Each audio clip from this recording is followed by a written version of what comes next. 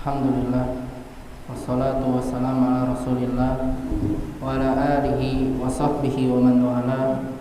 Wa asyhadu an la ilaha illallah wahdahu la syarikalah wa asyhadu anna Muhammadan abduhu wa rasuluhu la nabiyya wa la rasula ba'dah.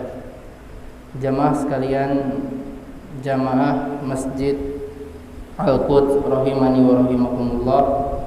Insyaallah kita akan melanjutkan pembahasan yang telah berlalu, pembahasan kitab Al-Usul Ats-Tsalatsah, kitab yang berjudul 3 landasan pokok yang harus diketahui seorang muslim.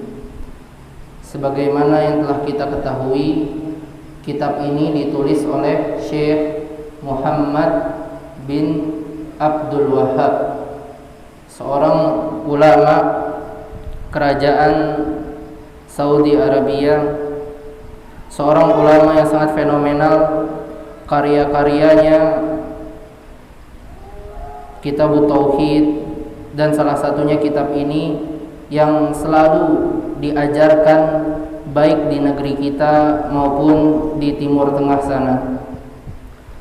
Telah berlalu bahwa kitab ini merupakan kitab yang ringkas, akan tetapi walaupun bentuknya yang kecil, lafaz yang sedikit, akan tetapi memiliki makna yang sangat mendalam, faedah yang sangat luas di dalam cabang ilmu tauhid, yang mana Allah Subhanahu wa taala menciptakan kita untuk mentauhidkannya. Sebagaimana di dalam Al-Quran, wa ma khalaqtul jinna wal insa illa liya'budun, dan tidaklah aku ciptakan jin dan manusia melainkan untuk beribadah kepadaku.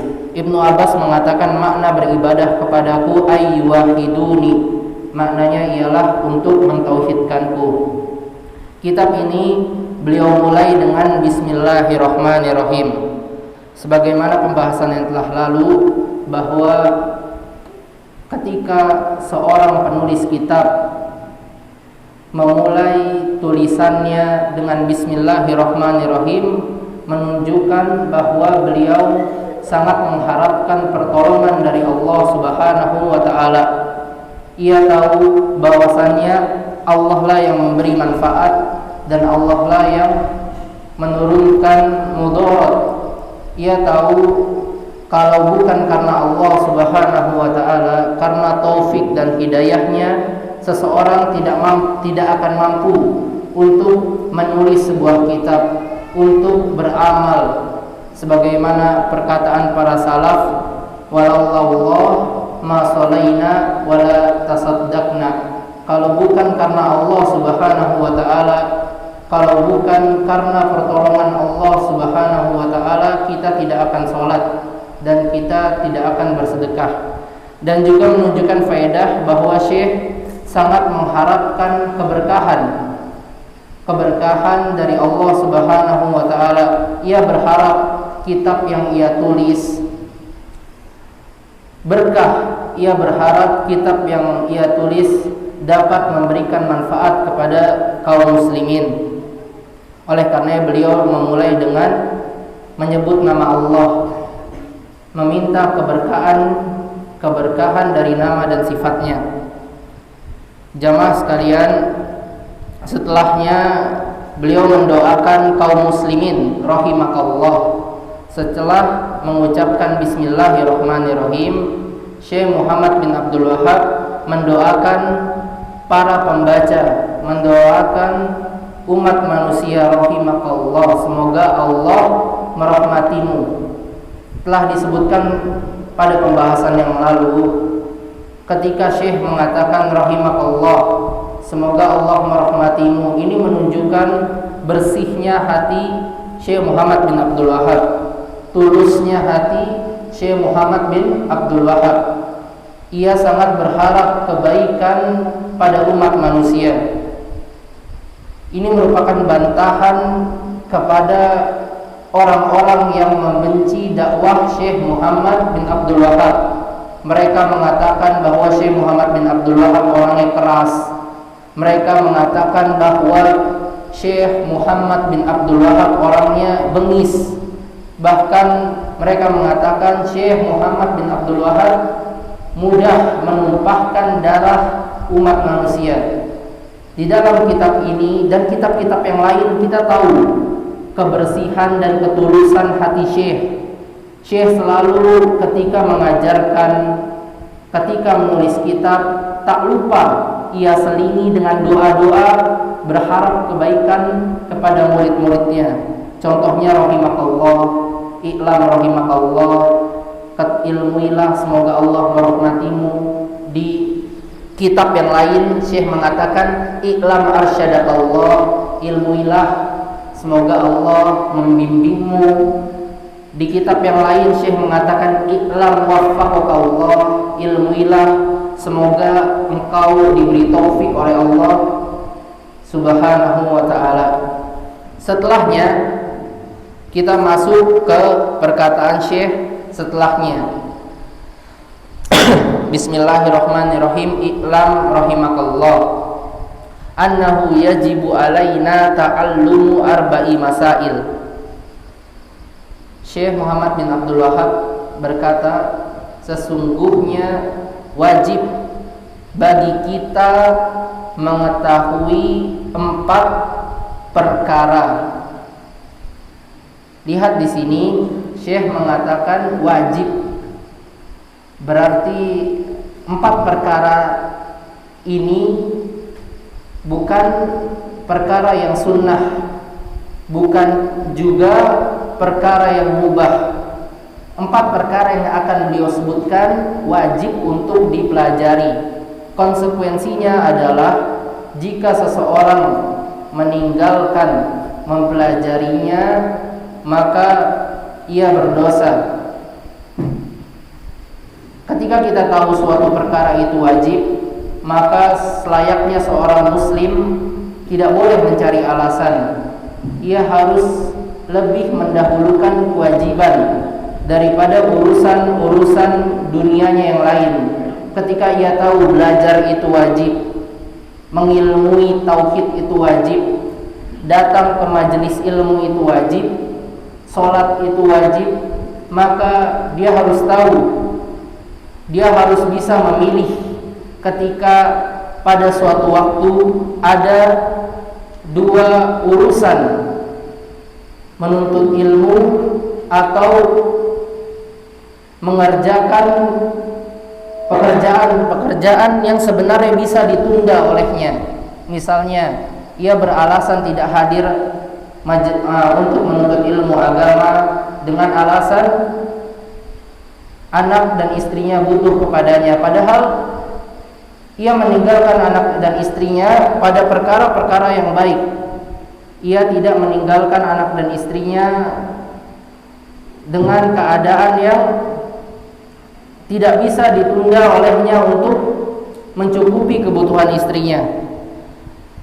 Dan Syekh Muhammad bin Abdul Wahab mengatakan wajib atas kita mempelajari 4 perkara.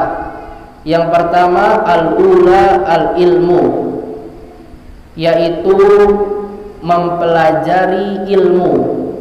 Perkara yang pertama yang wajib ialah mempelajari ilmu. Syekh Shalih Al-Fauzan mengatakan al-muradu bil ilmi huna huwa ilmu syar'i. Yang dimaksud dari ilmu di sini ialah ilmu agama. Karena ilmu agamalah yang wajib dipelajari. Yang dimaksud bukanlah ilmu dunia. Amal ilmu duniawi ka ilmi sinaat. Adapun ilmu duniawi seperti ilmu matematika, ilmu manajemen, ilmu ekonomi, maka hukum asalnya mubah. Hukum asal mempelajari ilmu dunia hukumnya mubah dan bisa diganjar pahala jika ia niatkan untuk sebuah kebaikan. Akan tetapi ilmu agama hukumnya wajib, sebagaimana Nabi SAW bersabda, "Thalabul ilmi fariidatun ala kulli muslim." Menuntut ilmu wajib bagi setiap muslim. Kemudian muncul pertanyaan, apakah seluruh ilmu agama, yang mana kita tahu bahwa ilmu agama itu sangat banyak, apakah seluruhnya wajib kita ketahui atau tidak? Maka para ulama mengatakan al-ilmu syar'i ala qismain. Ilmu agama terbagi menjadi dua jenis. Ilmu agama terbagi menjadi dua jenis. Al-awwal, berkata Syekh Shalih Al-Fauzan, ma yajibu ta'allumuhu 'alal a'yan fala yu'dzaru ahadun bi jahlihi wa huwa ma la yastaqimud din illa bihi mithlu arkanul islamil khamsah. Ilmu agama yang pertama ialah ilmu yang wajib dipelajari oleh setiap individu. Tidak diberi uzur oleh Allah seorang pun jika tidak mengetahui ilmu ini, yaitu ilmu yang berkenaan dengan seputar rukun Islam, ilmu yang berkenaan seputar rukun Islam, seperti ilmu tentang dua kalimat syahadat, ilmu tentang dua kalimat syahadat. Lianna ta'alluma makna syahadatain innama huwa ta'allumul aqidah. Ilmu seputar dua kalimat syahadat ialah ilmu seputar akidah. Seseorang muslim wajib untuk mempelajari akidah, mempelajari akidah yang benar, mempelajari tauhid, mempelajari nama-nama dan sifat Allah, mempelajari hak Allah atas hambanya. Seorang muslim harus tahu bahwasannya kita wajib mentauhidkan Allah dalam rububiyahnya. Kita harus yakin bahwasannya Allah menciptakan kita. Kita harus yakin bahwasannya Allah memberi rizki kepada kita, dan kita harus yakin bahwasannya Allah mengatur alam semesta. Ini berkenaan dengan dua kalimat syahadat. Begitu juga ilmu yang lain yang wajib diketahui oleh setiap individu tentang sholat. Bagaimana rukun-rukun sholat, syarat-syarat sholat, wajib-wajib sholat, pembatal sholat. Bagaimana seseorang ingin menegakkan sholat kalau dia tidak tahu hukum-hukumnya. Begitu juga ilmu seputar zakat. Bagi seseorang yang telah memiliki kecukupan harta misalnya, dia wajib tahu hukum seputar zakat agar dia bisa mengamalkan dan menzakatkan hartanya yang telah mencapai nisabnya. Begitu juga ilmu tentang puasa, ilmu tentang haji jika ia telah mampu wajib. Dan jenis ilmu yang kedua, yang tadi wajib diketahui oleh setiap individu. Dan ilmu yang kedua ialah ilmu yang wajib diketahui oleh sebagian umat. Kalau kita tahu pembagian ilmu ini, kita dapat memilih skala prioritas dalam belajar. Jika kita tahu pembagian ilmu ini, maka kita tahu skala prioritas dalam belajar. Ilmu yang kedua, ilmu yang wajib diketahui oleh sebagian umat. Misal di suatu negeri tidak ada yang mengetahui ilmu tersebut, maka satu negeri itu berdosa. Ilmu yang bersifat fardu kifayah. Adapun yang pertama, ilmu yang tadi bersifat fardu ain, wajib diketahui setiap individu. ilmu yang bersifat fardu kifayah seperti ilmu tentang jual beli. Di suatu negeri harus ada seorang dai yang mengetahui ilmu tentang jual beli. Tidak semua orang memang menjadi pedagang, tapi pasti pada suatu negeri ada seseorang yang pekerjaannya di pasar, maka wajib salah satu dari mereka mengetahui hukum tentang jual beli, mengetahui harta halal dan harta yang haram, agar para muslim yang lain dapat belajar darinya, agar muslim-muslim yang lain dapat mengambil fatwa darinya. Berkata Syekh Shalih Al-Fauzan, wa ammal ilmu dunyawi faman jahilahu fala ithma alaihi. Adapun ilmu dunia, barang siapa yang tidak memahaminya maka dia tidak berdosa. Wa man ta'allamahu fahuwa mubahun lahu. Akan tapi jika seseorang ingin mempelajari ilmu di luar itu seperti ilmu kedokteran, ilmu ekonomi, maka hukumnya mubah, tidak berpahala dan juga tidak berdosa. Wa idza nafa'a bihil ummah fahuwa ma'jurun alaihi wa muthabun alaihi. Dan apabila dengan ilmu kedokterannya dia dapat memberikan manfaat kepada umat, dengan ilmu manajemennya ia dapat memberikan manfaat kepada umat, maka ini bergantung dengan niatnya dan dia akan diganjar oleh Allah Subhanahu wa taala berupa pahala. Walau matal insan wa huwa yajhalu hadzal ilm lam yu'akhadh alaihi yaumal qiyamah. Dan jika seseorang manusia dia tidak mengetahui ilmu dunia, dia tidak akan diazab oleh Allah pada hari kiamat. Walakin man mata wa huwa yajhalul ilma syar'i khususan al-ilm ad-daruri fa innahu yus'alu anhu yaumal qiyamah.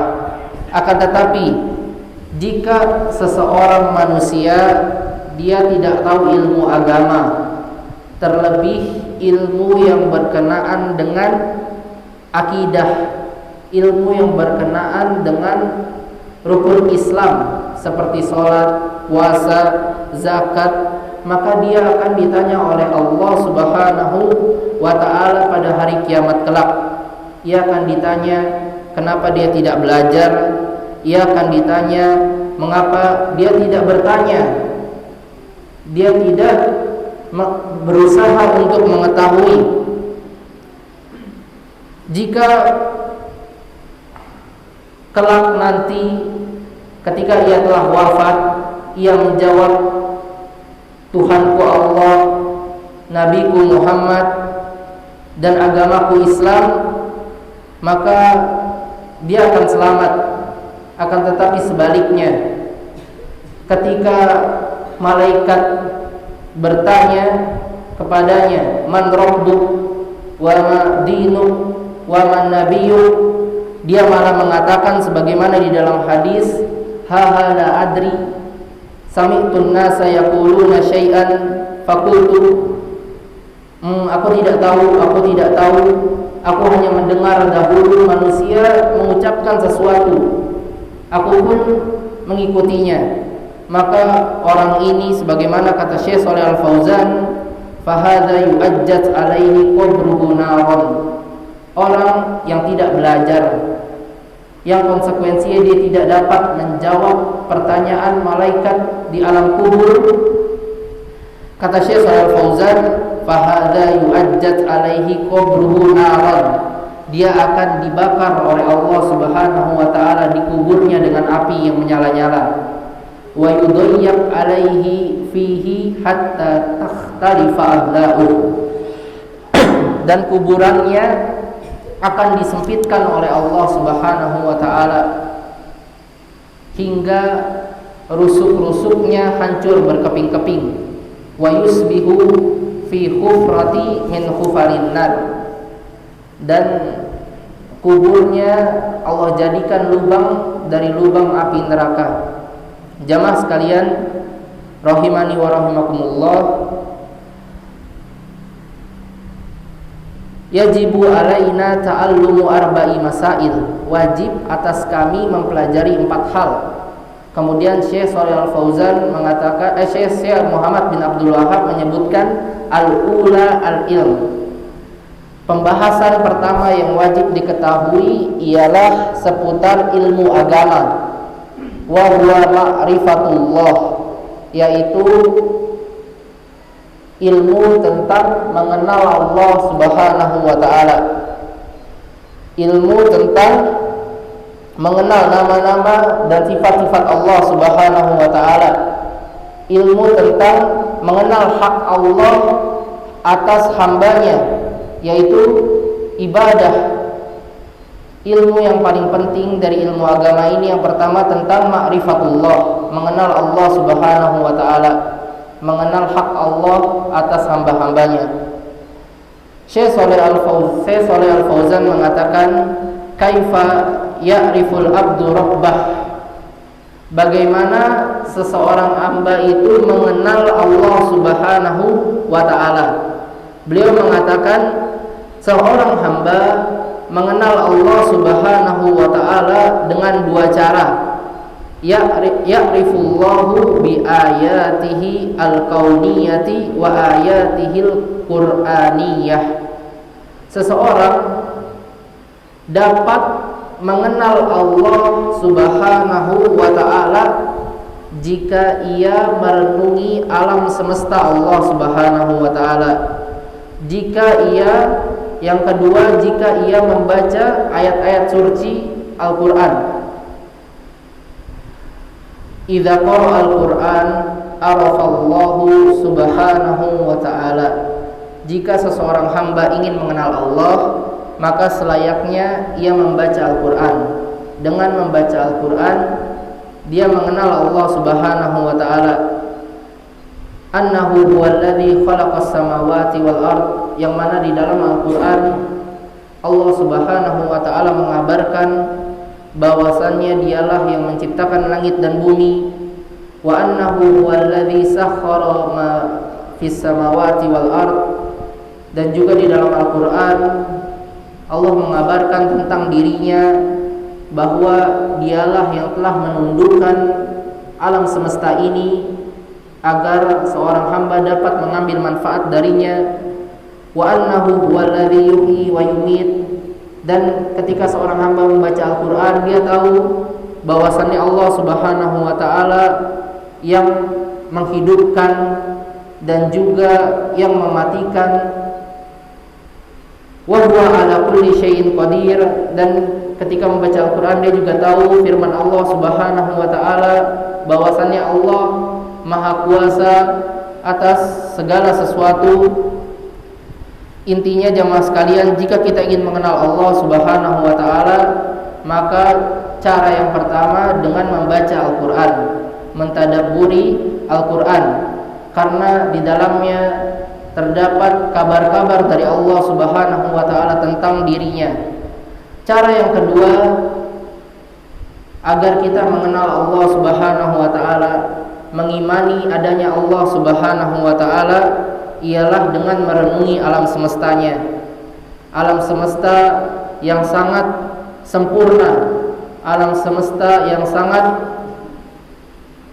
tersistem. Bagaimana mungkin ketika misalnya seseorang ditanya siapa yang menciptakan mobil ini, maka ada orang lain yang menjawab mobil ini diciptakan dengan sendirinya. Pasti seseorang yang bertanya tadi heran dan menganggap yang menjawab merupakan orang gila. Bagaimana mungkin mobil yang begitu tersistem, ini tempat bensinnya, ini tempat gasnya, mesin ini digunakan untuk ini, mesin itu digunakan untuk itu, diciptakan tanpa ada yang ciptakan, tercipta dengan sendirinya. Pasti seseorang merasa bahwa jawaban tadi merupakan jawaban yang sangat tidak masuk akal. Lantas bagaimana dengan alam semesta ini? Bagaimana kita tahu matahari tidak pernah terlambat sedikit pun untuk terbit, bulan tidak pernah terlambat sedikit pun untuk terbenam. Bagaimana kita tahu juga fungsi matahari, fungsi bulan. Bagaimana kita tahu juga bagi yang belajar ilmu fisika, bagaimana proses rantai makanan, ilmu biologi, proses rantai makanan alam semesta yang begitu tersistem diciptakan tanpa adanya pencipta. Pasti ada pencipta di baliknya, jemaah sekalian, yaitu Allah Subhanahu wa ta'ala. Allah yang maha kuasa dan maha sempurna penciptaannya. Syekh Muhammad bin Abdul Wahhab setelahnya mengatakan, al-ilmu wa huwa ma'rifatullah wa ma'rifatu nabiyyih. Ilmu yang kedua ialah mengenal Nabi. Ini wajib untuk kita pelajari. Mengenal Nabi, yaitu Muhammad sallallahu alaihi wasallam. Dialah penerima wahyu, dialah penerima agama ini, dialah perantara antara kita dengan Allah Subhanahu wa ta'ala. Maka wajib bagi kita mengenal Nabi kita Muhammad sallallahu alaihi wasallam. Tidak boleh seseorang mengikuti seseorang. Apakah mungkin seseorang mengikuti seseorang kalau dia tidak tahu siapa orang tersebut? Ini tidak masuk akal. Seseorang harus tahu biografinya, seseorang harus tahu karakternya. Oleh karenanya wajib bagi kita jamaah sekalian mengenal Nabi kita Muhammad sallallahu alaihi wasallam. Yang ketiga, ma'rifatu dinil Islam bil adillah. Ilmu agama yang wajib ketiga, mengenal agama Islam dengan dalil. Syekh Muhammad bin Abdul Wahhab mengatakan dengan dalil, mengenal agama Islam dengan dalil. Syekh Shalih Al-Fauzan menyebutkan di dalam syarahnya la bitaklid. Mengenal agama Islam itu tidak boleh dengan taklid, mengikuti seseorang tanpa adanya dalil yang jelas. Ini dinamakan taklid. Kita beragama harus dengan dalil. Wa innama bil adillah minal Qur'an wa minas sunnah, hadza huwal ilm. Dalil yaitu Al-Quran dan Sunnah, itulah ilmu. Qala Ibnul Qayyim fil Kafiyah Asy-Syafiyah, berkata Imam Ibnul Qayyim, al-ilmu qala Allahu wa qala rasuluhu qala sahabatuhum ulul irfani. Ilmu adalah perkataan Allah, perkataan Rasul, perkataan sahabat. Mal ilmu nasbuka lil khilafi safahatan bainar rasuli wa bainar ra'yi fulani. Ilmu itu bukan dengan mendebatkan antara perkataan ulama dengan perkataan Nabi. Ilmu bukan dengan hawa nafsu jamaah sekalian. Ilmu bukan dengan perkataan kiai, bukan dengan perkataan ustadz, tapi ilmu berdasarkan perkataan Rasulullah SAW. Hada huwal ilm. Al-ilmu huwa ilmul kitab wa sunnah. Ilmu ialah Al-Quran dan sunnah. Amma aqwalul ulama fahuwa tashrah wa tuwaddihu faqat kalam Allah wa kalama Rasulihi sallallahu alaihi wasallam. Adapun perkataan para ulama, fatwa para ulama, itu hanya sebatas menjelaskan dan memperjelas perkataan Allah Subhanahu wa ta'ala dan perkataan Rasulnya sallallahu alaihi wasallam. Wa qad yakunu fiha aw fi ba'diha khata'un. Terkadang kita dapati dan pasti kita dapati mereka tergelincir, mereka salah dalam berucap. Wal adillatu laysat kalamal ulama. Dalil itu bukanlah perkataan ustadz, bukan perkataan ulama. Akan tetapi dalil ialah Al-Quran dan hadis Nabi SAW. Adapun perkataan ulama sebagaimana disebutkan tadi hanya penjelas, hanya menjelaskan apa yang mungkin rancu untuk dipahami oleh umat manusia. Adapun dalil Al-Quran dan Sunnah Nabi Sallallahu Alaihi Wasallam. Kemudian jamaah sekalian, Syekh Muhammad bin Abdul Wahhab melanjutkan ats-tsaniyatu al-amalu bih. Ada 4 perkara yang wajib dipelajari. Yang pertama ilmu agama. Kemudian Syekh mengatakan yang kedua yang wajib kita pelajari dan kita ketahui bahwasannya kita wajib beramal dengan ilmu yang telah kita pelajari. Jamaah sekalian, tidak cukup seseorang ia belajar akan tetapi ia tidak beramal. Wajib bagi seseorang mengamalkan ilmunya, karena ilmu tanpa membuahkan amal akan menjadi hujjah bagi kita di hari kiamat kelak di hadapan Allah. Engkau mengetahui mengapa engkau tidak mengamalkan apa yang engkau tahu. Ilmu seseorang tidak akan bermanfaat kalau dia tidak mengamalkan ilmunya. Seseorang yang mengetahui akan tetapi tidak beramal, maksud di dalam firman Allah Subhanahu wa taala maghdubun alaih, yang dimurkai, ghairil maghdubi alaihim waladdallin, selain orang-orang yang kau murkai. Maksud orang yang Allah murkai ialah orang yang berilmu tapi tidak beramal. Begitu juga perkataan yang sering disebutkan para ulama, wa alimun bi ilmihi lam ya'malan mu'adzabun min qabli ubadil wathan. Seseorang alim yang tidak mengamalkan ilmunya, dia akan diazab sebelum para penyembah berhala dihazab. Dan ini sesuai dengan hadis Nabi sallallahu alaihi wasallam, inna min awwali man tusa'aru bihimun naru yaumal qiyamah alimun lam ya'mal bi ilmih. Sesungguhnya di antara orang yang pertama kali dibakar oleh Allah Subhanahu wa taala pada hari kiamat ialah orang berilmu tapi dia tidak mengamalkan ilmunya. Penting jamaah sekalian, ketika kita belajar, kita mengetahui sesuatu, maka wajib bagi kita mengamalkan ilmu yang kita miliki. Karena amal soleh merupakan buah dari ilmu. Seseorang yang berilmu tanpa beramal, kata para ulama, kasyajaratin bila thamar, seperti pohon tanpa buah, tidak dapat bermanfaat.